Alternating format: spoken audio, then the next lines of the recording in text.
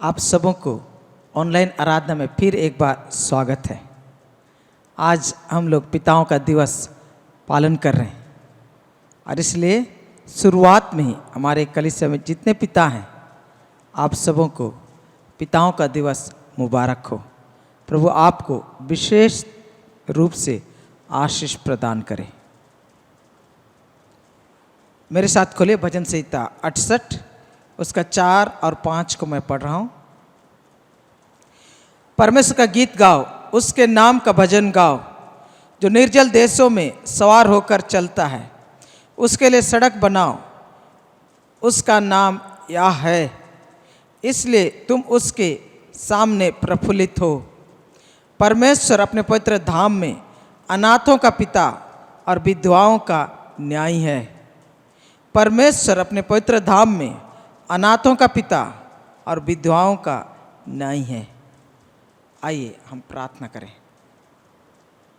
Sir को झुकाएं। हे पवित्र पिता, तेरा वचन कहता है परमेश्वर प्रभु कि तू अनाथों का पिता और विधवाओं का न्यायी है। तू निर्जल देश में सवार होकर चलता है प्रभु, उसे जल का ताल बना देता है। हाँ परमेश्वर, सूखी भूमि को वो परमेश्वर प्रभु बहता हुआ सोता बना देता है। इसलिए हम परमेश्वर तेरे उपस्थिति में प्रफुल्लित होने की आवश्यकता है हमें। इसलिए आज तेरे चरणों में जब आते हैं प्रभु, अपने आप को तेरे हाथ में सौंपते हैं। इस आराधना की घड़ी को अपने आप को तेरे हाथ में सौंपते हैं। हम जहाँ कहीं क्यों ना इकट्ठे हों परमेश्वर प्रभु, वो परमेश्वर तेरी उपस्थिति हमारे संग हो। तेरी उपस्थिति हम में से प्रत्येक को स्पर्श करे और परमेश्वर प्रभु तेरी उपस्थिति में हम आनंदित हो सके। प्रभु राजा, पूरे वातावरण को तेरे हाथ में सौंपते हैं, पूरे परिस्थिति को तेरे हाथ में सौंपते हैं और हमारे देह प्राण आत्मा को तेरे हाथ में सौंपते हुए प्रार्थना करते प्रभु तू हमसे बोले और बातचीत कर। तेरी अनुग्रह की दृष्टि हम में से प्रत्येक के ऊपर होने पाए, हम आत्मा और सच्चाई से तेरी आराधना करने पाए। प्रभु ओ पिता, हम तेरी आराधना करना चाहते हैं। यीशु के नाम में हमारी सहायता कर, आमीन। आइए हम दिल खोलकर प्रभु की आराधना करें और प्रभु की महिमा करें। सबको जय मसीह की। हम धन्यवाद करते इतने सुंदर समय के लिए और इस मुश्किल घड़ी में भी हम एक साथ मिल के स्तुति आराधना कर पा रहे हैं प्रभु की और उनके वचनों को सुन पा रहे हैं, इसलिए प्रभु का धन्यवाद देते हैं। आइए हमारा आज का पहला गाना होगा नीले आसमां के पार जाते हैं और हम सच में विश्वास करते हैं हम जहाँ कहीं भी हो प्रभु के साथ में, प्रभु के लिए हम सब इस गाने को दिल से गाएं और उसके नाम को ऊँचा उठाएं, उसके नाम को महिमा करिए। आइए हमारा पहला गाना होगा नीले आसमां के पार जाएंगे।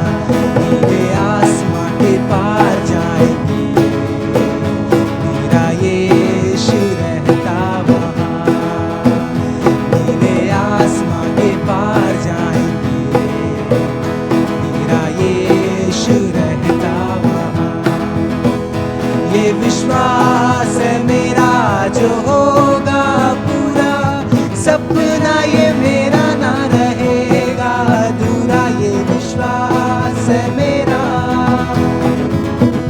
ये विश्वास है मेरा जो होगा पूरा। सपना ये मेरा ना रहेगा अधूरा, ये विश्वास है मेरा। मेरे संग हम रहेंगे, मेरे संग हम रहेंगे, अपने यीशु के देखेगा सारा जहां। मेरे संग हम रहेंगे, अपने यीशु के देखेगा सारा जहां। नीले आसमां के पार जाएंगे, मेरा यीशु रहता जहां। नीले आसमां के पार जाएंगे, मेरा यीशु रहता वहां। हालेलुया। आइए, जब सच में हम प्रभु का धन्यवाद देते हैं, प्रभु इतना भला है, प्रभु ने हम सबों को इस मुश्किल घड़ी में भी बचा के रखा है, इसलिए प्रभु का धन्यवाद देते हैं और प्रभु के लिए स्तुति करते हैं। प्रभु को बोलते हैं, प्रभु केवल सच्चे गरड़िया आप हो प्रभु, और आपने हम सबों को संभाला है। आइए, हमारा दूसरा गाना होगा यीशु है सच्चा गरड़िया और हम उसके भेड़े हैं। आइए हम विश्वास से दिल से गाए, प्रभु की स्तुति करें और प्रभु के नाम की महिमा करें। यीशु है सच्चा गरड़िया, उसके हम भेड़े हैं, हरी चराइयों में हमें चराता है। यीशु है सच्चा गरड़िया, उसके हम भेड़े हैं, हरी चराइयों में हमें चराता है। वादी पहाड़ों में ले चलता है, आहा, जहाँ पर सुखदाई झरने बहते हैं। ओ वादी पहाड़ों में ले चलता है, आहा, जहाँ पर सुखदाई झरने बहते हैं। ओ यीशु है सच्चा गरड़िया, उसके हम भेड़े हैं, हरी चराइयों में हमें चराता है। मार्गों में मेरी सच्चा वो करता है, आहा, शैतान के हाथों से हमें छुड़ाता है। ओ मार्गों में मेरी रक्षा वो करता है, आहा, शैतान के हाथों से हमें छुड़ाता है। ओ यीशु है सच्चा गरड़िया, उसके हम भेड़े हैं, हरी चराइयों में हमें चराता है। यीशु है सच्चा गरड़िया, उसके हम भेड़े हैं, हरी चराइयों में हमें चराता। हमको किसी का डर नहीं, हमको किसी का अब तो डर नहीं है, आहा, क्योंकि यीशु जो मेरा साथी है। ओ हमको किसी का अब तो डर नहीं है, आहा, क्योंकि यीशु जो मेरा साथी है। ओ यीशु है सच्चा गरड़िया, उसके हम भेड़े हैं, हरी चराइयों में हमें चराता है। यीशु है सच्चा गरड़िया, उसके हम भेड़े हैं, हरी चराइयों में हमें चराता है। हालेलुया, प्रभु की स्तुति हो, प्रभु की महिमा हो। आइए, जब हम प्रभु के लिए गाना गाते हैं, प्रभु की स्तुति करते हैं, हमारा अगला गाना होगा राजाओं का राजा है, वो प्रभुओं का प्रभु। आइए विश्वास से गाए प्रभु यीशु मसीह के लिए। जब हम जानते हैं केवल राजाओं का राजा हमारा प्रभु यीशु मसीह है, हम उसके लिए गाए, प्रभु की महिमा करें।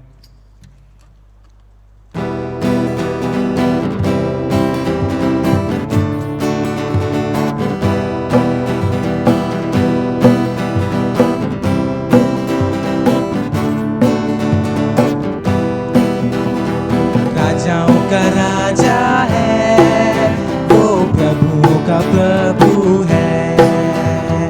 राजाओं का राजा है, वो प्रभुओं का प्रभु है।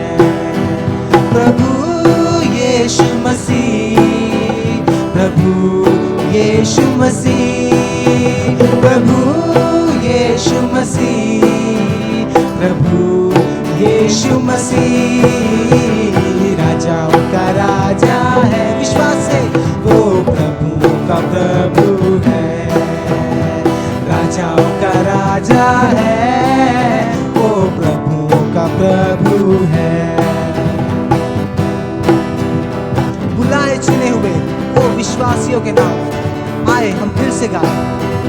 बुलाए चुने हुए वो विश्वासियों के नाम, जय पाना ही है, वचन का है आह्वान। बुलाए चुने हुए वो विश्वासियों के नाम, जय पाना ही है, वचन का है आह्वान। जब तक सांस रहे करे ना हम विश्राम। विश्वास से जब तक सांस रहे करे ना हम विश्राम, क्योंकि राजाओं का राजा है, वो प्रभुओं का प्रभु है। राजाओं का राजा, राजाओं का राजा है, वो प्रभुओं का प्रभु है। मृत्यु को हरा दिया, संसार को जीत लिया, आए दिल से गाए प्रभु यीशु मसीह के लिए।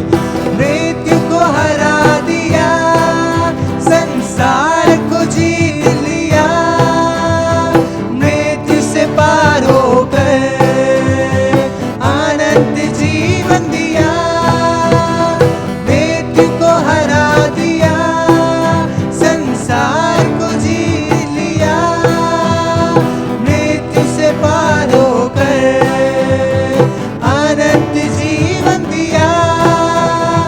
विधियों का जो लेख था उसने मिटा डाला, विधियों का जो लेख था उसने मिटा डाला, क्योंकि राजाओं का राजा है, वो प्रभुओं का प्रभु है। विश्वास से राजाओं का राजा, प्रभु का प्रभु का राजा है, वो प्रभुओं का प्रभु है। प्रभु यीशु मसीह, प्रभु यीशु मसीह, प्रभु यीशु मसीह, प्रभु यीशु मसीह, प्रभु यीशु मसीह, राजाओं का राजा है, वो प्रभुओं का प्रभु है। राजाओं का राजा है, वो प्रभुओं का प्रभु है। राजाओं का राजा, राजाओं का राजा है, वो प्रभुओं का प्रभु है। राजाओं का राजा है, वो प्रभुओं का प्रभु है। हालेलुया, प्रभु की स्तुति हो।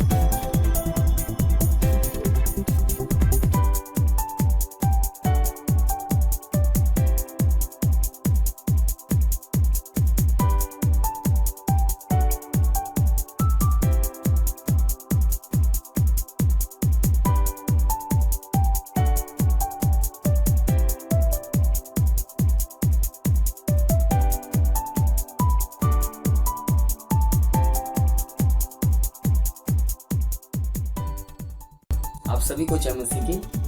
आज पूरे भारतवर्ष में पिताओं का दिवस मनाया जा रहा है, इसलिए मैं आज अपने पिता के बारे में कुछ कहना चाहता हूँ। बचपन से लेकर आज तक मेरे पिता ने बहुत संघर्ष किए हैं।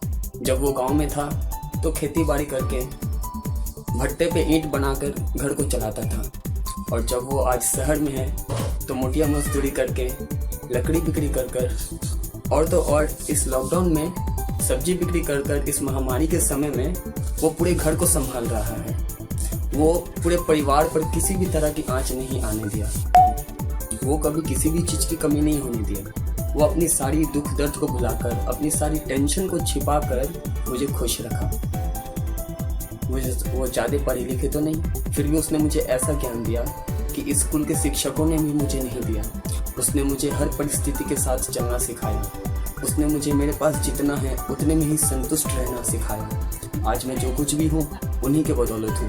मुझे गर्व होता है अपने मम्मी पापा पर कि उन्होंने फुटपाथ पर रहकर भी मुझे पढ़ाया लिखाया और मुझे एक अच्छा रास्ता दिखाया। बहुत सारी मुसीबतें आई, परंतु वो खुद उसे झेलकर मुझे दुख का एहसास भी नहीं होने दिया। और क्या कहूँ, मेरे पास शब्द ही नहीं है। उनके प्यार को लफ्ज़ों में बयान नहीं कर सकते, क्योंकि उनका प्यार अलग ही लेवल का है। मेरी हर सारी गलतियों को भी वो मुस्कुरा कर माफ़ कर देता है।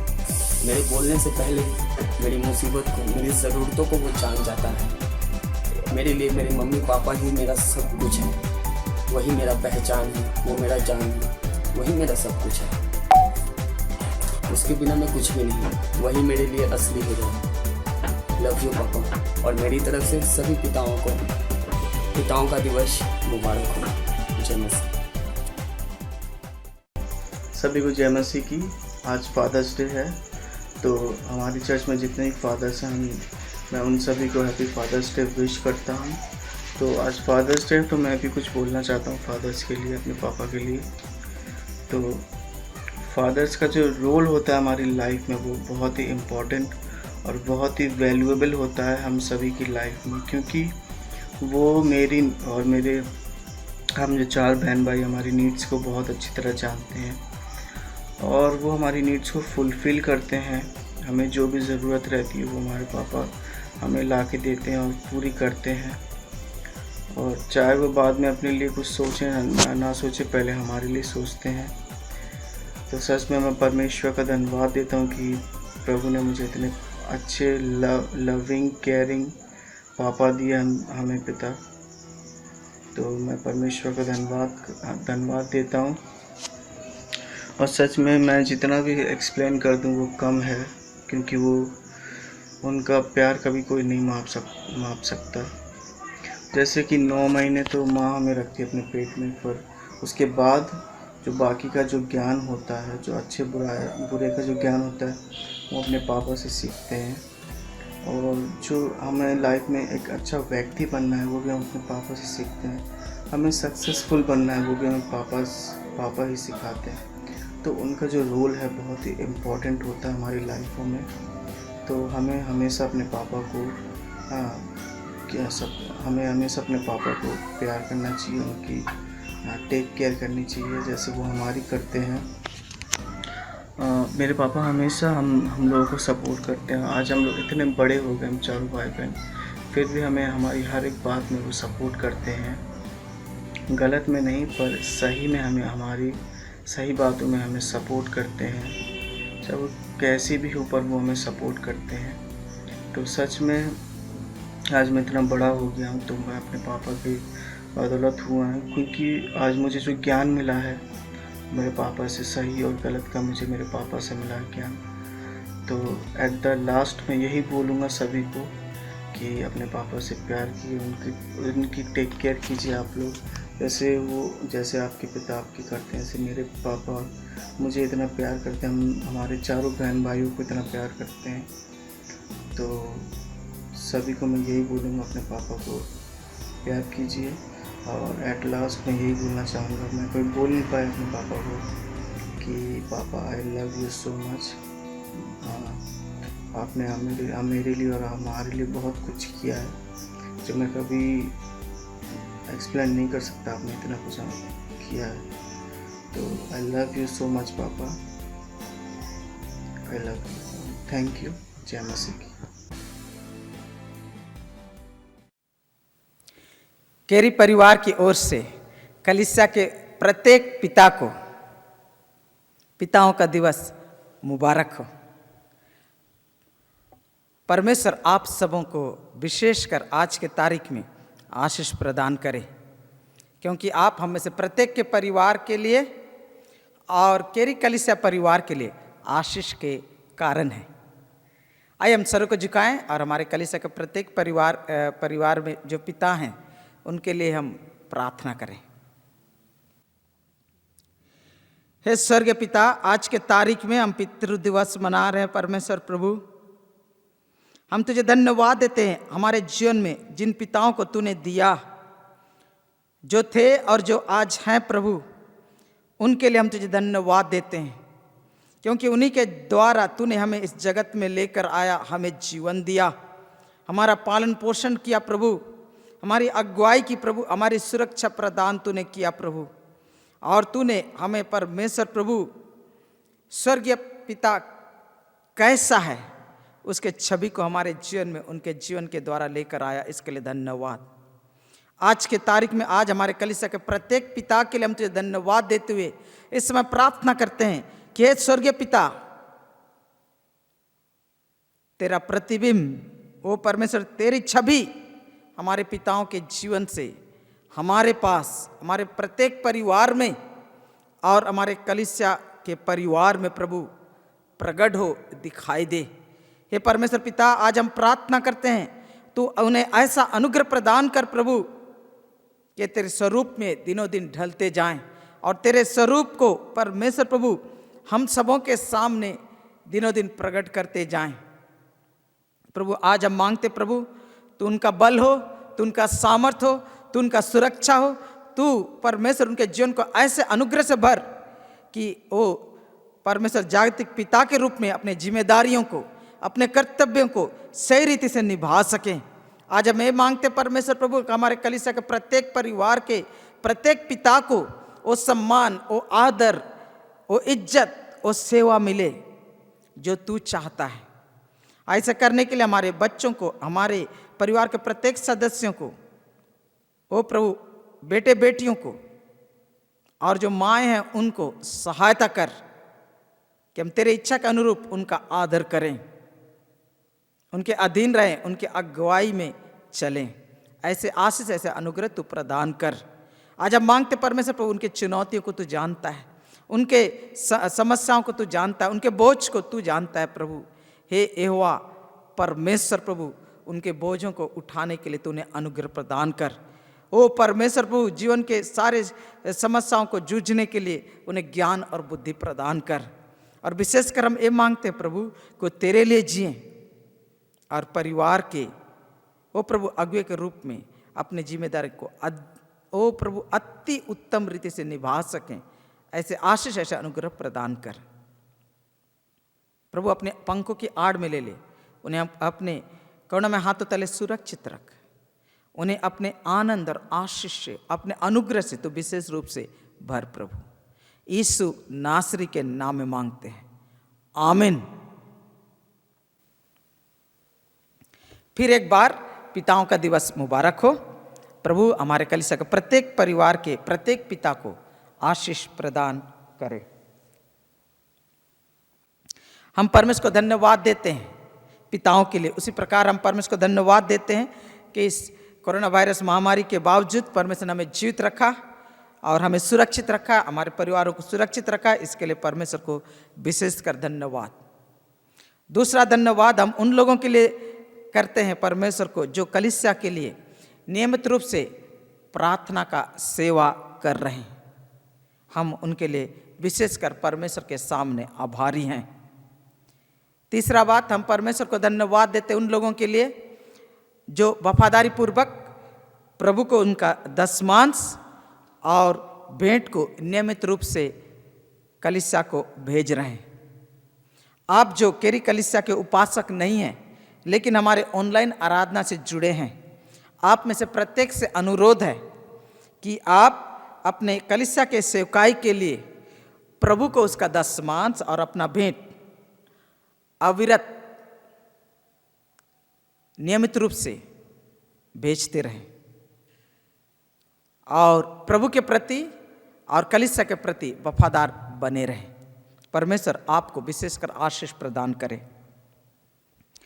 और जो लोग इस समय हम सबों के विनती के अनुसार, आप सबों ने निवेदन के अनुसार, आप सबों ने जो जरूरतमंदों की सहायता के लिए दान भेजें, योगदान भेजें, आप सबों को विशेषकर हम धन्यवाद देते हैं। परमेश्वर के सामने हम आपके लिए कृतज्ञ हैं। आप लोगों के प्रार्थना और आप लोगों के योगदान की सहायता से फेज 1 में हम लोग 19+4 टोटल 24 परिवार को फेज 1 में हम लोगों ने राशन पानी देकर मदद कर सके, इसके लिए परमेश्वर को धन्यवाद देते हैं। उसके बाद फेज 2 में आप लोगों के योगदान और प्रार्थना के सहायता से 51 परिवार को हम लोगों ने राशन के द्वारा मदद की है। और ये सब कुछ हो सका आप लोगों के योगदान और आपके सहायता के कारण। आप सबों को परमेश्वर विशेष कर आशीष दे। हम आपके लिए आभारी हैं। परमेश्वर आपको आशीष दे। और आप देख रहे हैं कि नीचे में हम लोग का चर्च का जो प्रभु को उसका दशमांश और आपका भेंट और आपका योगदान देने के लिए डिटेल सब यहाँ प्रोजेक्ट की जा रही है, आपको दिखाई जा रही है। आप उसका उपयोग करें और निश्चित रूप से कलीसिया के सेवकाई के लिए अपने सेवा के काम में भाग लेते रहें। परमेश्वर आपको आशीष प्रदान करें। आइए संक्षिप्त में एक तो प्रार्थना करें। प्रभु, इस समय हम तुझे धन्यवाद देते हैं हमारे कलीसिया के प्रत्येक परिवार के लिए, हमारे कलीसिया से जुड़े हुए प्रत्येक भाई बहन के लिए, और इस समय ऑनलाइन के द्वारा जुड़े हुए प्रत्येक भाई बहन के लिए हम मांगते परमेश्वर प्रभु कि इनमें से प्रत्येक को आशीष कर, अपने पंखों की आड़ में सुरक्षित रख। प्रभु, इस समय यीशु मसीह के लोह का बेड़ा उनके चारों ओर हम लगाते हैं प्रभु, और हम उन्हें सुरक्षित घोषित करते हैं। और हम प्रार्थना करते हैं परमेश्वर प्रभु कि हमारे कलीसिया का कोई भी परमेश्वर प्रभु जमीन में ना गिरने पाए। तू परमेश्वर प्रभु भजन संहिता 91 के प्रतिज्ञाओं को अपने भक्तों के लिए तू पूरा कर।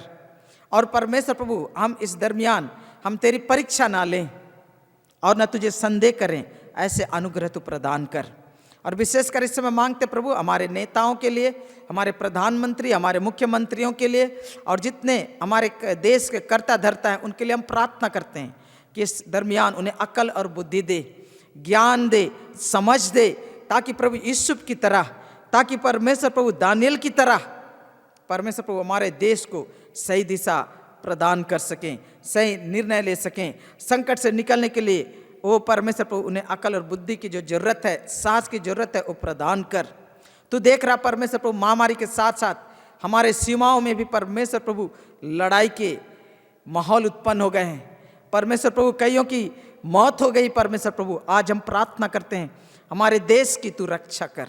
परमेश्वर अपने स्वर्गदूतों की छावनी दे प्रभु, अपने ओ परमेश्वर रक्षक दूतों को प्रभु हमारे देश के सीमा में तू खड़ा कर। और हम प्रार्थना करते हैं प्रभु विशेषकर आज कि हमारे सेनाओं को परमेश्वर प्रभु, हमारे सैनिकों को परमेश्वर प्रभु अपने पंखों की आड़ में ले, उन्हें परमेश्वर प्रभु अपने अनुग्रह के हाथों तले सुरक्षित रख। लेकिन हम ये प्रार्थना करते हैं परमेश्वर प्रभु उन्हें भी आशीष और अनुग्रह प्रदान कर। और रक्षा मंत्री के लिए प्रार्थना करते हैं, प्रेसिडेंट के लिए प्रार्थना करते हैं प्रभु कि इन सब मामले में जो अकल और बुद्धि की जरूरत है वो परमेश्वर तू प्रदान कर। और परमेश्वर तू हमारी ढाल हो, तुम्हारे रक्षक हो प्रभु।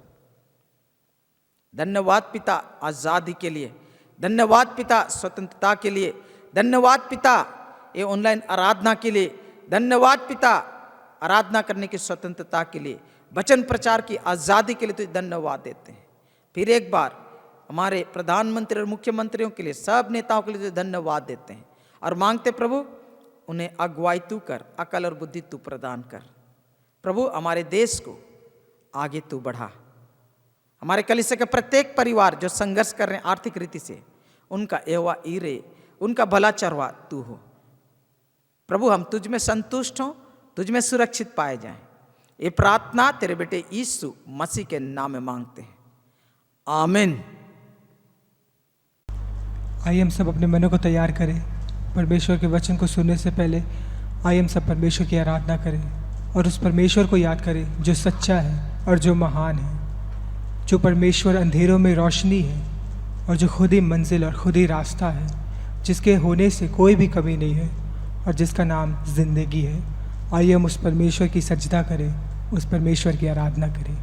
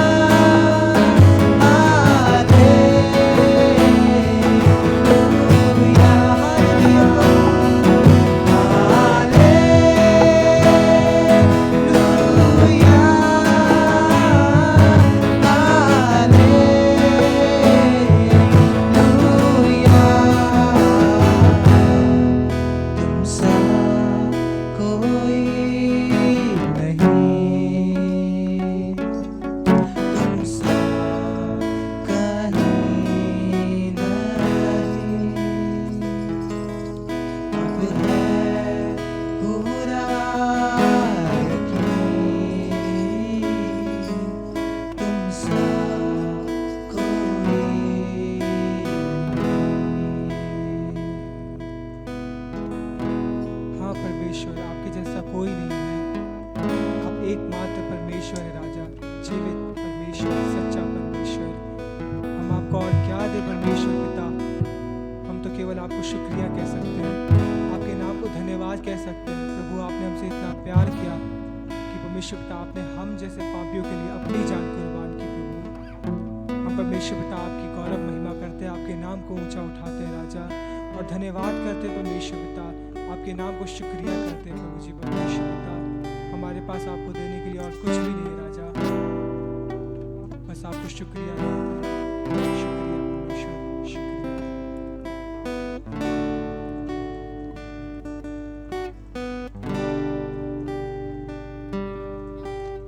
क्या दे सकता हूँ मैं, क्या ला सकता हूँ, कहता तुझे बस शुक्रिया। ओ क्या दे सकता हूँ, क्या ला सकता हूँ, कहता तुझे बस शुक्रिया, शुक्रिया, शुक्रिया, शुक्रिया।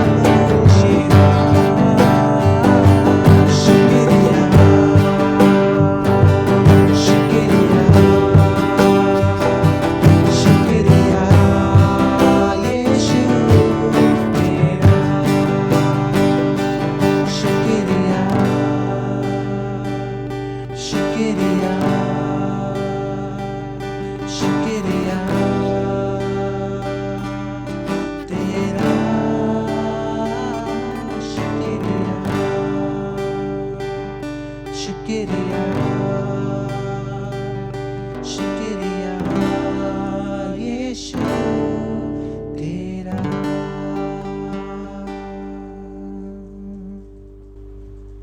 धन्यवाद करते हैं परमेश्वर पिता आज के दिन के लिए प्रभु। इस महामारी के संकट में भी परमेश्वर पिता आप हम सब के साथ है राजा। आपने हम सबको संभाल के रखा है परमेश्वर पिता, बचा के रखा है प्रभु। इसके लिए आपको कोटि कोटि धन्यवाद करते हैं राजा प्रभु। आज आपके चरणों में आते हैं परमेश्वर पिता और परमेश्वर पिता मांगते हैं परमेश्वर पिता कि आप परमेश्वर पिता अपनी दया दृष्टि परमेश्वर पिता हम लाचारों पर बनाए रखे परमेश्वर पिता। प्रभु इस देश में प्रभु और परमेश्वर पिता इस पूरी पृथ्वी पे परमेश्वर पिता आपकी दया दृष्टि बनी रहे परमेश्वर पिता हमें बचा लीजिए परमेश्वर पिता। जितने भी लोग मर रहे हैं परमेश्वर पिता आप सबकी सुधि लीजिए परमेश्वर पिता। और परमेश्वर पिता हमें परमेश्वर पिता सबको प्रभु बचा लीजिए परमेश्वर पिता। इस वक्त परमेश्वर पिता हम केवल और केवल आपकी ओर परमेश्वर पिता अपनी आस को लगा सके परमेश्वर पिता। अपने घुटनों पे आकर परमेश्वर पिता अपनी जुबान को परमेश्वर पिता आपके नाम से परमेश्वर पिता खोल सके परमेश्वर पिता। और हम परमेश्वर पिता आपके नाम पे विश्वास करने वाले बने परमेश्वर पिता और परमेश्वर पिता आपके नाम से बचाए जा सके प्रभु। इस समय को प्रभु परमेश्वर पिता आज के दिन को प्रभु और परमेश्वर पिता हम सारे लोगों को परमेश्वर पिता आपके पवित्र चरणों में सौंपते हैं प्रभु जी परमेश्वर पिता। धन्यवाद के साथ शुक्रिया के साथ यीशु के नाम से प्रार्थना चाहते हैं, आमीन।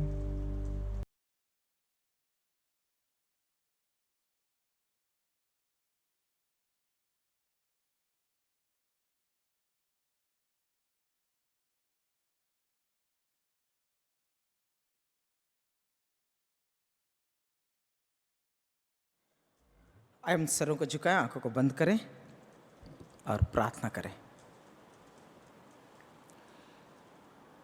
हे स्वर्गीय पिता, इस समय तेरे चरणों में आते हैं और तेरे वचन को देखते हैं परमेश्वर प्रभु।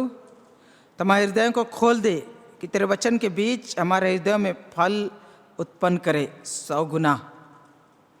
पवित्र प्रभु, पूरे वातावरण को तेरे हाथ में सौंपते हैं और प्रत्येक के लिए हम इस समय प्रार्थना करते हैं परमेश्वर प्रभु कि तेरे संदेश को सुनने में किसी प्रकार का बाधा विघ्न न आने पाए। हमारे हृदय को तू अपने वचन की ओर आकर्षित कर और अपनी आत्मा के द्वारा तू हमसे बोल और बातचीत कर। अपना वचन जो जीवित वचन है उसके द्वारा हमसे तू बोल और बातचीत कर प्रभु। तेरी महिमा हमारे बीच में होने पाए, तेरी मर्जी हमारे जीवन में पूर्ण होने पाए। यीशु मसीह के नाम में मांगते हैं, आमीन।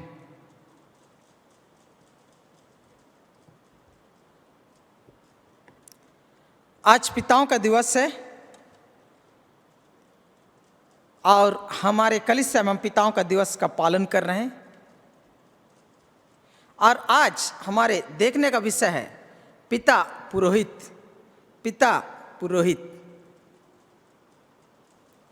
यदि मैं आपसे पूछूं कि एक पिता का कर्तव्य या किरदार क्या है, तो आप में से बहुत प्रकार के आप बहुत प्रकार के जवाब देंगे।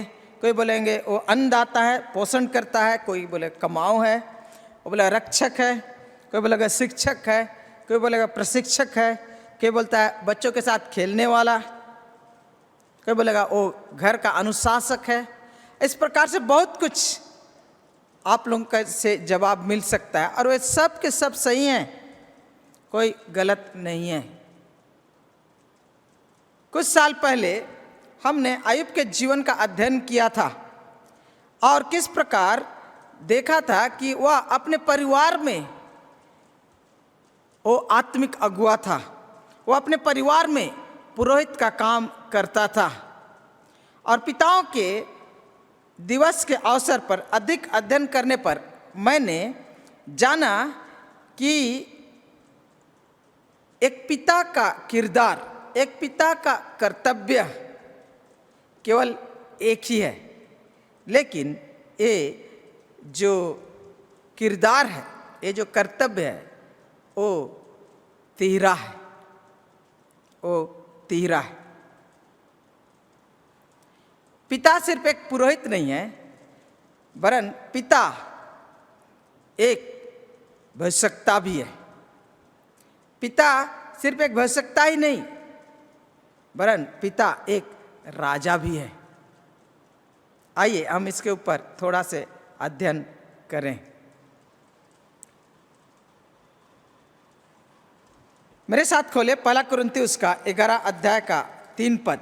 मेरे साथ खोले 1 कुरिन्ती उसका 11 अध्याय का 3 पद।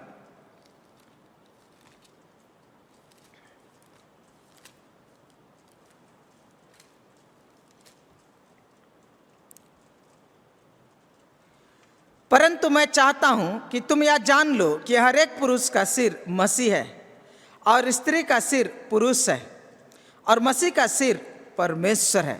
फिर एक बार, परंतु मैं चाहता हूं कि तुम यह जान लो कि हर एक पुरुष का सिर मसीह है और स्त्री का सिर पुरुष है और मसीह का सिर परमेश्वर है।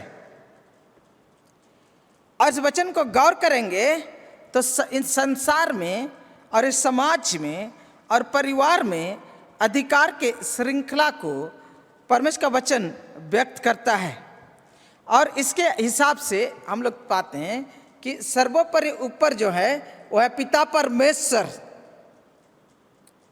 उसके अधीन है पुत्र परमेश्वर, उस पुत्र परमेश्वर के अधीन है पति या पिता, और ये पिता के अधीन है पत्नी या परिवार। इस प्रकार से देखेंगे तो अधिकार के श्रृंखला में पिता हैं, उसके अधीन पुत्र परमेश्वर यानी प्रभु यीशु मसीह है, और प्रभु यीशु मसीह या पुत्र परमेश्वर के अधीन पति या पिता है, और पति या पिता के अधीन पत्नी या बाल बच्चे परिवार पुत्र पुत्रियां पाए जाते हैं। मसीह पिता से संपर्क रखता है और मसीह पति से भी संपर्क रखता है। उसी प्रकार पति मसीह से संपर्क रखता है और पति परिवार से भी संपर्क रखता है। इस प्रकार देखा जाए तो जिस प्रकार यीशु मसीह परमेश्वर पिता का प्रतिनिधित्व करता है, उसी प्रकार एक पिता या एक पति भी मसीह यीशु का प्रतिनिधित्व करता है। यानी कि जिस प्रकार यीशु मसीह पुत्र परमेश्वर पिता परमेश्वर को पति के सामने प्रस्तुत करता है, उसी प्रकार एक पिता भी परिवार के सामने अपनी पत्नी अपने पुत्र पुत्रियों के सामने यीशु मसीह को प्रस्तुत करता है। यानी कि एक पिता का कर्तव्य क्या है?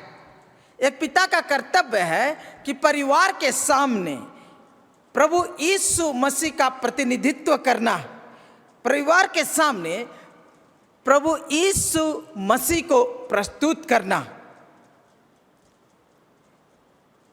पिता का किरदार क्या है? प्रभु यीशु मसीह का प्रतिनिधित्व करना। पिता का कर्तव्य क्या है? स्वयं प्रभु यीशु मसीह को परिवार के सामने प्रस्तुत करना, उनका प्राधिकार को परिवार के सामने पेश करना, उनके किरदार को परिवार के सामने पेश करना। इस प्रकार देखेंगे तो आप पाइएगा कि एक पिता का जॉब डिस्क्रिप्शन जो बोला जाता है बहुत ही महत्वपूर्ण है और बहुत ही महान है, महत्व है। यानी कि स्वयं प्रभु यीशु मसीह को परिवार के सामने पत्नी पुत्र पुत्रियों के सामने प्रस्तुत करना, प्रतिनिधित्व करना। एक पिता अपने परिवार के पास उसके सामने यीशु मसीह का प्रतिनिधित्व किस प्रकार करता है? उनके यीशु मसीह के सेवकाई के अनुसार। यीशु मसीह के जो सेवकाई हैं वो 3 हैं। यीशु मसीह इंग्लिश में बोलता है his prophet, priest and king. Yeshu Masih पुरोहित है, यीशु मसीह याजक है, यीशु मसीह नबी है, यीशु मसीह भविष्यवक्ता है, और उसी प्रकार यीशु मसीह राजा है या शासक है। ठीक उसी प्रकार एक पिता अपने परिवार के सामने यीशु मसीह के सेवकाई को पुरोहिताई के रूप में प्रस्तुत करता है, नबी के रूप में या भविष्यवक्ता के रूप में प्रस्तुत करता है, और उसी प्रकार राजा या शासक रूप में प्रस्तुत करता है। लेकिन आज के तारीख में हम लोग हम लोग सिर्फ एक विषय वस्तु पर अध्ययन करेंगे, वो है पिता पुरोहित। वो है पिता पुरोहित, यानी कि किस प्रकार एक पिता अपने परिवार के सामने पुरोहित का कार्य करता है, एक याजक का काम करता है। अगर पुरोहित या याजक के बारे में अगर आप पुराने नियम में पढ़िएगा तो आप पाइएगा कि याजक का जो किरदार था, याजक का जो कर्तव्य था, हर समय बलिदान के साथ जुड़ा हुआ रहता था, यानी कि सैक्रिफाइस के साथ जुड़ा हुआ रहता था। बिना सैक्रिफाइस, बिना बलिदान के वो परमेश्वर के सामने प्रतिनिधित्व नहीं कर सकता था मनुष्य का। यानी कि मनुष्य के केस को परमेश्वर के सामने उपस्थित करता था और परमेश्वर के प्रतिनिधित्व वो करता था। और इसीलिए एक काम करने के लिए उन्हें बलिदान की जरूरत पड़ती थी। और आज भी एक पिता जब अपने परिवार के सामने अपने पुरोहिताई को, यानी कि अपने याजकपन को प्रस्तुत करता है, यीशु मसीह का प्रतिनिधित्व करता है, तो वो बलिदान से संपर्क रखता है। आइए इसको हम लोग देखेंगे। अय्यूब का पुस्तक, उसका 1 अध्याय का 4 और 5 पद को मैं पढ़ूंगा। हम लोग थोड़ा थोड़ा करके देखेंगे और इनके विषय में 4 बातों का हम लोग अध्ययन करेंगे। अय्यूब का पुस्तक, उसका 1 अध्याय का 4 और 5 पद। उसके बेटे बारी बारी से एक दूसरे के घर में खाने पीने को जाया करते थे और अपनी तीनों बहनों को अपने संग खाने के लिए बुलावा भेजते थे। जब जब भोज के दिन पूरे हो जाते तब तब अय्यूब उन्हें बुलवाकर पवित्र करता और बड़े भोर को उठकर उनकी गिनती के अनुसार होम बलि चढ़ाता था, क्योंकि अय्यूब सोचता था कदाचित मेरे लड़कों ने पाप करके परमेश्वर को छोड़ दिया हो। इसी रीति अय्यूब सदैव किया करता था।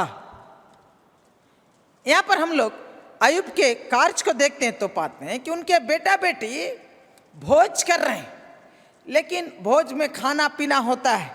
और जैसे जैसे भोज के दिन पूरे हो जाते थे तो बोलता है कि अति भोर को क्या करता था, वो उठकर उनके गिनती के अनुसार 10 बच्चों के अनुसार होम बलि चढ़ाता था और क्या करता था, उनके लिए परमेश्वर से प्रार्थना करता था। यानी कि एक पिता के रूप में वो पुरोहित का काम करता था। अपने बच्चों के लिए कहीं वो लोग पाप ना किया हो, परमेश्वर के विरुद्ध में अपराध ना किया हो, परमेश्वर का अप्रसन्न ना किया हो, इसके लिए वो सजग रहता था। और वो पुरोहित के रूप में अपने परिवार के लिए वो होम बलि चढ़ाता था और होम बलि चढ़ाकर अपने बच्चों के लिए विनती किया करता था, उनके लिए प्रार्थना किया करता था। यानी कि पहला बात, पिता पुरोहित के रूप में वो अपने परिवार के लिए मध्यस्थता करता था, अपने परिवार के लिए मध्यस्थता करता था। और मैं पहला बात आप लोग के सामने इस बात को रखना चाहता हूं कि आप अगर एक पिता हैं तो आप परिवार का एक पुरोहित हैं। यानी कि आप अगर पिता हैं तो आप अपने परिवार का याजक हैं। और जिस प्रकार अय्यूब अपने परिवार के लिए पुरोहित के रूप में, अय्यूब अपने परिवार के लिए एक याजक के रूप में काम करते थे, उसी प्रकार आपको अपने परिवार में अपने याजकपन के, अपने पुरोहिताई के कर्तव्य को पूरा करने की आपको आवश्यकता है। आपको इस किरदार को निभाना है कि आप अपने परिवार का याजक हैं। और याजक क्या करता था, वो परमेश्वर और मनुष्य के बीच में बिचवाई करता था, मध्यस्थता करता था। और यीशु मसीह आज वही काम करते हैं। मेरे साथ खोलिए इब्रानी के पत्री, उसका 7 अध्याय का 25 पद। थोड़ा सोचिए मेरे प्रियो, आप परिवार में जो भी पिता हैं, आप पिता हैं तो सही, लेकिन आपका भी एक कर्तव्य है। और वो कर्तव्य बहुत ही पवित्र है, वो कर्तव्य बहुत ही महान है, वो कर्तव्य बहुत ही ऊंचा है, वो कर्तव्य बहुत ही गंभीर है, गंभीर। मेरे साथ खोलिए इब्रानी का पुस्तक, उसका 7 अध्याय का 25 पद, गौर करें। इसलिए जो उसके द्वारा परमेश्वर के पास आते हैं वह उनका पूरा पूरा उद्धार कर सकता है, क्योंकि वह उनके लिए विनती करने को सर्वदा जीवित है। क्या बोलता है? यीशु मसीह उनका पूरा पूरा उद्धार कर सकता है, क्योंकि वह उनके लिए विनती करने के लिए, बोलता है इंटरसेशन करने के लिए सर्वदा जीवित है। यीशु मसीह क्या कर रहा? हम सबों के लिए परमेश्वर से, पिता से विनती कर रहा है। हम सबों के लिए परमेश्वर पिता से विनती कर रहा है, हमारी मध्यस्थता कर रहा है। 9 अध्याय का 24 पद को कृपया खोले, इब्रानी का पुस्तक। क्योंकि मसीह ने उन हाथ के बनाए हुए पवित्र स्थान में, जो सच्चे पवित्र स्थान का नमूना है, प्रवेश नहीं किया, पर स्वर्ग ही में प्रवेश किया, ताकि हमारे लिए अब परमेश्वर के सामने दिखाई दे। क्या पढ़ते हैं हम लोग? कि हमारे लिए परमेश्वर के सामने क्या करे? दिखाई दे। किस लिए? हमारी मध्यस्थता करने के लिए। कृपया मेरे साथ खोलिए रोमियो का पुस्तक, उसका 8 अध्याय का 34 पद। इस प्रकार कहता है, फिर कौन है जो दंड की आज्ञा देगा? मसीह है जो मर गया, वरन मुर्दों में से जी भी उठा, और परमेश्वर के दाहिनी ओर है, और हमारे लिए निवेदन भी करता है। हाँ मेरे प्रियो, यीशु मसीह हमारे महायाजक के रूप में, यीशु मसीह हमारे महापुरोहित के रूप में हमारे लिए परमेश्वर पिता से निवेदन कर रहा, हमारे लिए विनती कर रहा है। और आज पिताओं के दिवस में मैं आप पिताओं को ये याद दिलाना चाहता हूँ। हम लोग, पत्नी लोग क्या करते हैं? अपने पति के लिए प्रार्थना करते हैं, बच्चे अपने पिताजी के लिए प्रार्थना करते हैं। लेकिन पिता के रूप में आपका बहुत कुछ कर्तव्य है। उनके लिए खाने पीने का व्यवस्था करना, उनकी सुरक्षा का, उनका पढ़ाई का, उनके आकांक्षाओं को पूरा करने का, बहुत सारे आप कर्तव्य को निभा रहे हैं। लेकिन प्रमुख रूप से आपको ये बात को जानना है और अपने आप को समझना है कि आप अपने परिवार में आपका जो किरदार है, आपका जो कर्तव्य है, वो है एक याजक का, वो है एक पुरोहित का। और पुरोहित क्या करता है? मध्यस्थता करता है। यानी कि एक पिता के रूप में प्रथम कर्तव्य यह है कि आप पुरोहित के रूप में अपने परिवार के लिए मध्यस्थता की प्रार्थना करें।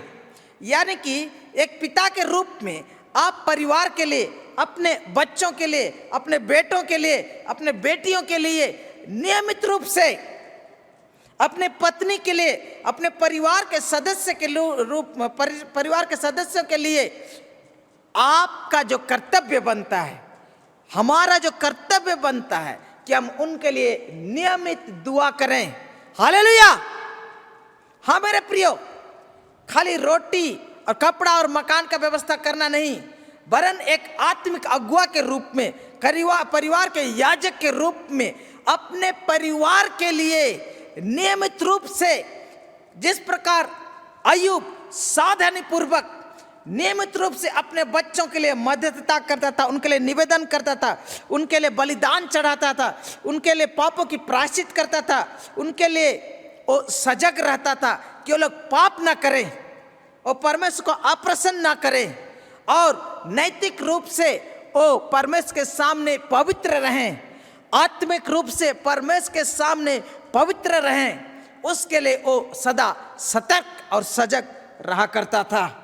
और ठीक उसी प्रकार एक पिता के रूप में परिवार के सदस्य, आपके बाल बच्चे आत्मिक रीति से पवित्र रहें, नैतिक रूप से पवित्र रहें, उसकी जिम्मेदारी किसकी बनती है? आपकी, हमारी। और इस जिम्मेदारी को पूरा करने का सर्वोपरि सबसे प्रथम जो कदम उठाना है वो यह है कि आप मध्यस्थता प्रार्थना अपने परिवार के लिए नियमित रूप से रोज करने की आवश्यकता है। जब आप ऐसा करते हैं तो आप एक पिता के रूप में, पुरोहित के रूप में, याजक के रूप में अपने किरदार को निभाते हैं।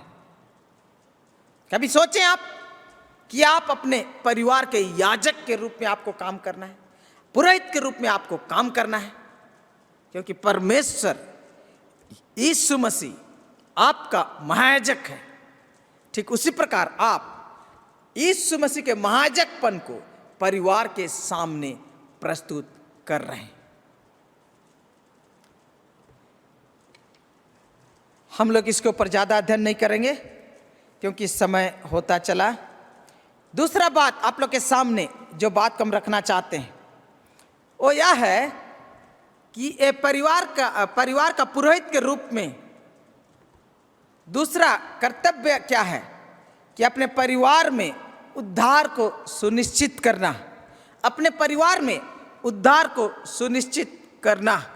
मेरे साथ खोलिए निर्गमन का पुस्तक उसका 12 अध्याय, निर्गमन का पुस्तक उसका 12 अध्याय। हम लोग जल्दी जल्दी देखेंगे निर्गमन का पुस्तक 12 अध्याय।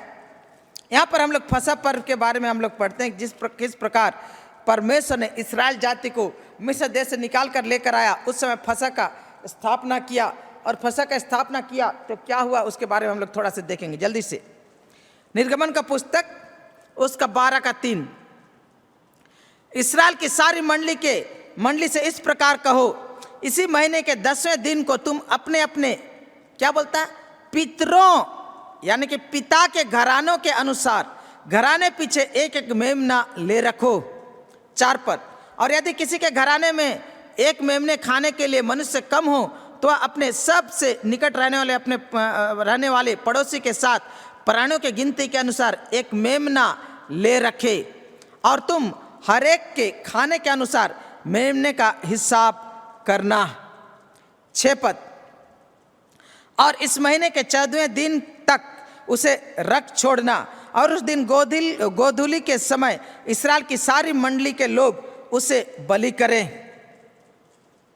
7 पद, तब वे उसके लोग में से कुछ लेकर जिन घरों में मेमने को खाएंगे उनके द्वार के दोनों अलंगों और चौखट के सिरों पर लगाएं। 24 पद, फिर तुम इस विधि को अपने अपने वंश के लिए सदा की विधि जानकर माना करो।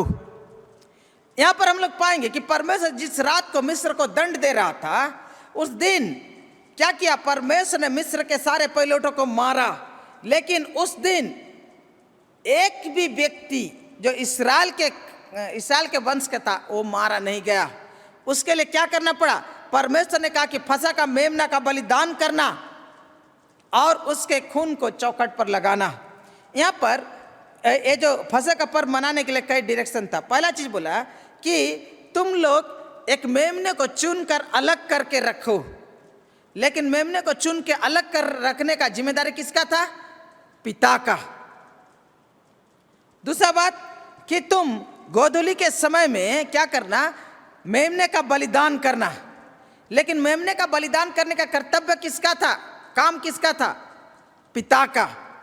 उसके बाद मेमने को बलिदान करने के बाद मेमने के लोह को चौखट के अलंगों में लगाना, ये जिम्मेदारी किसका था, पिता का। इसलिए मेरे प्रियो, मैं आप लोग के सामने जो बात को बताना चाहता हूं, परमेश्वर द्वारा निर्धारित सेवकाई पुरोहित के रूप में उन्हें परिवार के लिए कार्य करना था, और उसका जिम्मेदारी था कि परमेश्वर के प्रदत्त उद्धार के उसके इस प्रावधान को परिवार के लिए सुनिश्चित करे, उन्हें उसे लागू करे। और उसको यह भी जिम्मेदारी था कि इस बात को सुनिश्चित करे कि परिवार का कोई भी सदस्य घर से बाहर ना जाए। और जब ऐसा उन्होंने किया, परिवार का पिता मेमना को चुना, परिवार का पिता मेमना को बलिदान किया, परिवार का पिता मेमने के खून को बलिदान करने के बाद चौखट में लगाया, और इस बात को सुनिश्चित किया कि उनके परिवार के कोई भी लोग चौखट से बाहर ना निकले। तब क्या हुआ, वे लोग उस दिन मृत्यु से बच गए, वो लोग नाश करने वालों के प्रकोप से बच गए। उन लोगों का उस दिन उद्धार हुआ और उसी दिन परमेश्वर ने इस्राएल जाति को मिस्र से आजाद किया। लेकिन ये आजादी और मृत्यु से बचना, नाश होने से बचना कौन सुनिश्चित किया? परिवार का पिता। और आज इसी बात को मैं आप लोग के सामने बताना चाहता हूं मेरे प्रियो। पिता के रूप में बहुत कुछ हम लोग अपने कर्तव्यों को निभाते हैं। पहला बात हम लोग देखें कि परिवार के लिए मध्यस्थता प्रार्थना करना, नियमित रूप से परिवार के लिए क्या करना? प्रार्थना करना, बिछुआई करना।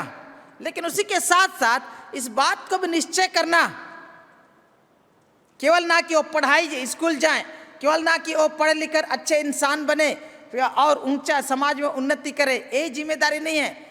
लेकिन परमेश्वर आपको इस बात के लिए जिम्मेदार ठहराता है कि आपके बाल बच्चे, आपके परिवार के सदस्य उद्धार पाएं, मुक्ति पाएं। आज आपको मेमना बलिदान करना नहीं है, क्योंकि परमेश्वर का मेमना यीशु मसीह हमारे लिए बलिदान कर चुका है। लेकिन जिम्मेदारी अभी भी वही है। जिस प्रकार उस दिन मुक्ति और उद्धार को फसह के दिन में सुनिश्चित करना पिता का कर्तव्य था, उसी प्रकार आपके परिवार के एक एक बच्चा, एक एक सदस्य प्रभु यीशु मसीह पर विश्वास करे और यीशु मसीह के बलिदान के द्वारा उद्धार को प्राप्त करे। इस बात को सुनिश्चित करना पिता का कर्तव्य है।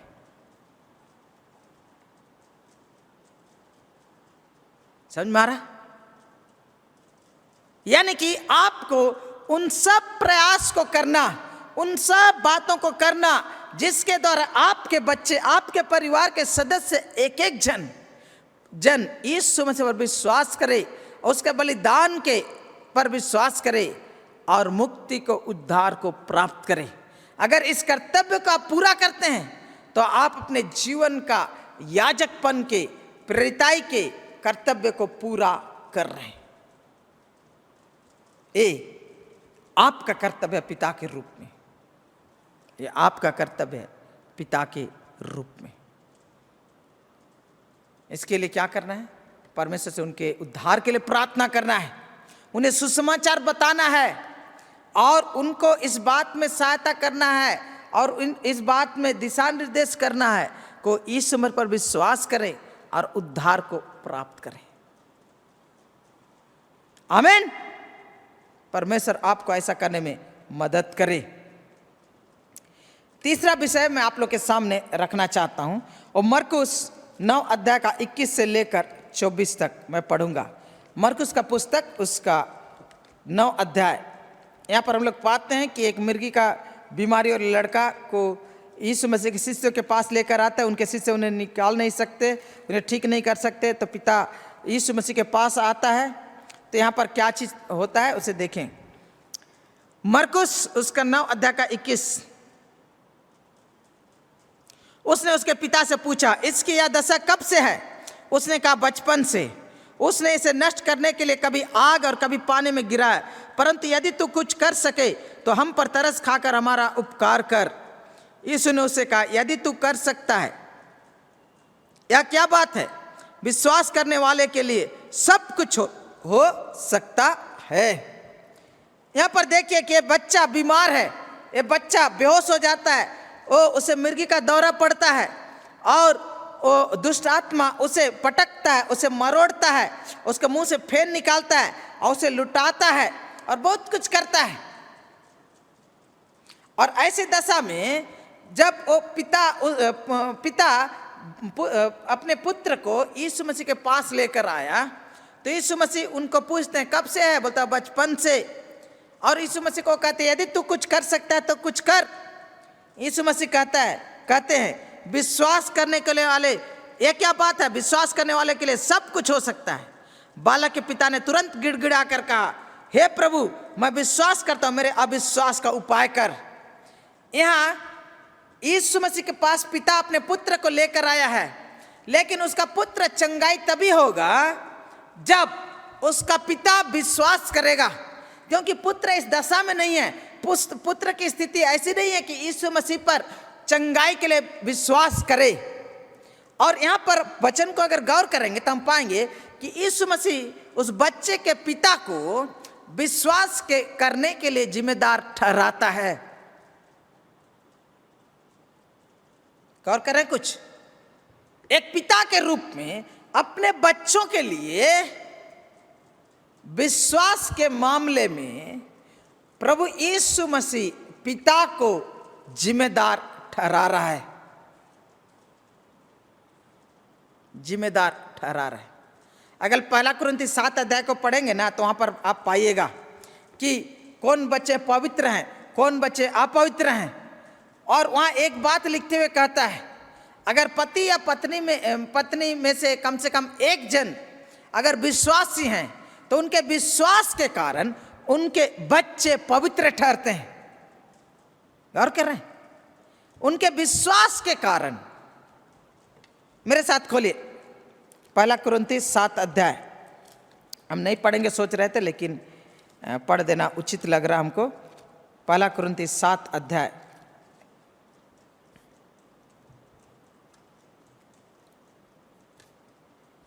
14 पद। क्योंकि ऐसा पति जो विश्वास न रखता वह पत्नी के कारण पवित्र ठहरता है, और ऐसा पत्नी जो विश्वास नहीं रखती, 1 कुरिन्थी 7 का 14, पति के कारण पवित्र ठहरती है। नहीं तो तुम्हारे बाल बच्चे अशुद्ध होते हैं, परंतु अब तो पवित्र हैं। हालेलुया। परमेश्वर ने अपने करुणामय अनुग्रह से ये प्रावधान किया है कि माता पिता के विश्वास के द्वारा उनके बच्चे पवित्र ठहरे। और परमेश्वर ने यह भी प्रावधान किया है कि पिता के विश्वास के द्वारा परमेश्वर उनके बच्चों को आशीष दे। यानी कि आपके बच्चे पर परमेश्वर की आशीष, परमेश्वर का अनुग्रह, परमेश्वर की बरकत, परमेश्वर की भली और अच्छी मनसाएं पूरी हो सकती हैं यदि पिता बच्चों के जगह में बच्चों के लिए विश्वास में बलवंत हो। इसीलिए बहुत बार क्या होता है, मैं इसके ऊपर जब अध्ययन कर रहा था, बोलते एक बच्चे के अंदर अगर दुष्ट आत्मा है तो अगर उनकी माँ या बाप विश्वास करते हैं और जब उनके लिए प्रार्थना की जाती है तो उनके माता पिता के विश्वास के कारण वो बच्चे से दुष्ट आत्मा आसानी से निकल कर जाता है। लेकिन अगर माता पिता दोनों विश्वासी नहीं है तो थोड़ा टाइम ज़्यादा लगता है। लेकिन कभी कभी दूसरे लोग लेकर आते हैं और उनके लिए विश्वास करते तो उनके द्वारा भी परमेश्वर काम करता है। लेकिन आप पाइएगा कि विश्वास के मामले में पिता को परमेश्वर जिम्मेदार ठहराता है। इसलिए मेरे प्रियो, पिता के रूप में, पुरोहित के रूप में आपका जिम्मेदार है कि आप अपने बाल बच्चों के लिए विश्वास में बलवंत बने और उस विश्वास के आधार पर परमेश्वर के सामने परमेश्वर के आशीष को, परमेश्वर के अनुग्रह को, परमेश्वर के चंगाई को, परमेश्वर के बरकतों को, परमेश्वर की योजना को पूरा करने के लिए उनका प्रतिनिधित्व करें। और आपके विश्वास के कारण आपके बाल बच्चे आशीष पाएंगे। क्योंकि परमेश्वर का वचन कहता है, क्योंकि धर्मी के वंश पर आशीष फलती रहती है। धर्मी के वंश पर आशीष फलती रहती है। क्यों? क्योंकि पिता का आशीष पुत्रों पर, पुत्रियों पर आती है। अपने बच्चों के लिए विश्वास करना, विश्वास में पुरोहिताई करना, विश्वास में प्रतिनिधित्व करना। आप जितना विश्वास में मजबूत रहेंगे उतना ही आपके बाल बच्चे भी विश्वास में मजबूत रहेंगे। आइए चौथी बात को हम लोग देखें। मेरे साथ खोले इब्रानी का पुस्तक, उसका 13 अध्याय। आज हम लोग इब्रानी का पुस्तक को बार बार पढ़ रहे हैं। इब्रानी का पुस्तक उसका 13 अध्याय का 15 पद यहाँ हम लोग पढ़ेंगे। इसलिए हम उसके द्वारा स्तुति रूपी बलिदान अर्थात उन होठों का फल जो उसके नाम का अंगीकार करते हैं परमेश्वर को सर्वदा चढ़ाया करें।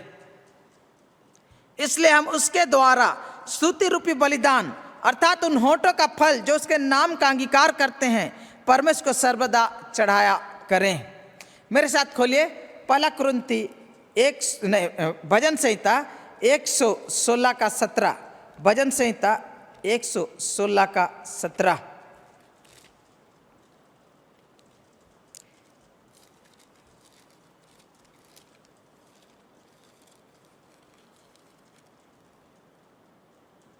वचन कहता है, मैं तुझको धन्यवाद का बलिदान चढ़ाऊंगा और यहोवा से प्रार्थना करूंगा। वहां बोलता है मैं स्तुति रूपी बलिदान नियमित रूप से चढ़ाया करें, सर्वदा चढ़ाया करें। यहां पर बोलता है मैं धन्यवाद का बलिदान चढ़ाऊंगा। 50 का 53 पढ़ते हैं, भजनकार कहता है कि धन्यवाद का बलिदान का चढ़ाने वाला मेरी महिमा करता है और जो अपना चरित्र उत्तम रखता है उसको मैं यहोवा का किया हुआ उद्धार दिखाऊंगा।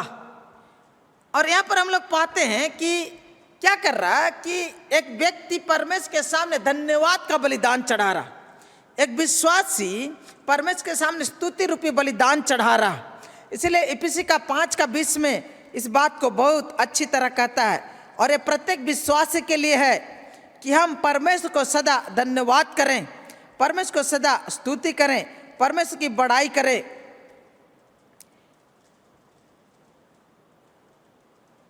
और सदा सब बातों के लिए हमारे प्रभु यीशु मसीह के नाम से परमेश्वर पिता का धन्यवाद करते रहो। यहां पर जब हम लोग पढ़ते हैं तो हम लोग पाते हैं कि परमेश्वर कहता है कि तुम सदा धन्यवाद करो, यानी कि सदा परमेश्वर को स्तुति रूपी बलिदान चढ़ाओ। और मैं आपको ये बताना चाहता हूं कि एक पिता अपने परिवार के पुरोहित के रूप में परिवार के लिए सदा क्या स्तुति और धन्यवाद का बलिदान चढ़ाया करे। हम लोग जब परमेश्वर परिवार के लिए प्रार्थना करते हैं तो हम लोग समस्या के लिए प्रार्थना करते हैं, जरूरत के लिए प्रार्थना करते हैं, इसके लिए प्रार्थना करते हैं, उसके लिए प्रार्थना करते हैं। लेकिन आप यदि एक याजक हैं परिवार का तो उसमें से एक बलिदान जो होता है वो धन्यवाद का बलिदान, धन्यवाद बलि, पाप बलि, दोष बलि, हाँ पाप बलि, दोष बलि, अन्न बलि, उसी प्रकार धन्यवाद बलि भी था।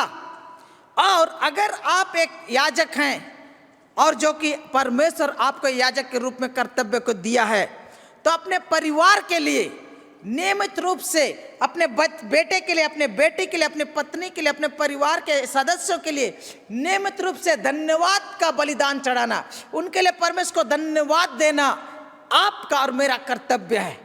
लेकिन बहुत बार हम लोग परिवार के सदस्यों के लिए दोष ढूंढते हैं, उनके लिए नुक्ताचीनी करते, उनको उनमें खाली गलत और गलती को और कमजोरी और दुर्बलताओं को उसमें क्या घटी है उसी पर ऊपर ज़्यादा विचार विमर्श करते और ध्यान करते हैं।